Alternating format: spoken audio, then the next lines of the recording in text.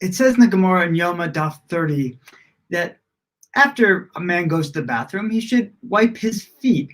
Now, back then they didn't have the toilets like we do have, and guys would normally go outside and there'd be a certain amount of splashing. No big shocker that sometimes there's a little bit of splatter when a guy goes and pees, and there can be a little bit of splashes that wind up on your feet, and you should wipe that off before going on with your day, and that's something you ought to do. And okay, that makes a lot of sense. Like, nobody wants pee on their feet, right? That's a logical thing to be doing. But the reasoning behind it, this blows my mind.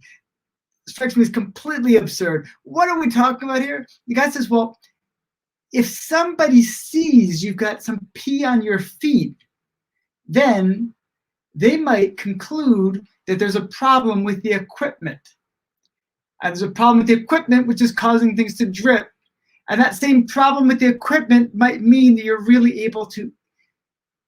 you're incapable of conceiving a child, which might mean that your children are illegitimate, and they might see the urine as evidence that your wife was sleeping around on you and your children belong to somebody else. Therefore, wipe the pee off your feet. What? I mean, we're getting this whole thing about pee on feet because it's saying that it kind of happens to every guy, that they're going out there and that there's some splatter that happens, especially in the days pre-toilets, that you go out and pee and there's some splashes off a rock, whatever it happens to be. So if every guy is going to have pee on his feet and every guy has to then wipe it off, why is it if somebody doesn't wipe it off, we conclude that person is therefore impotent? I don't know.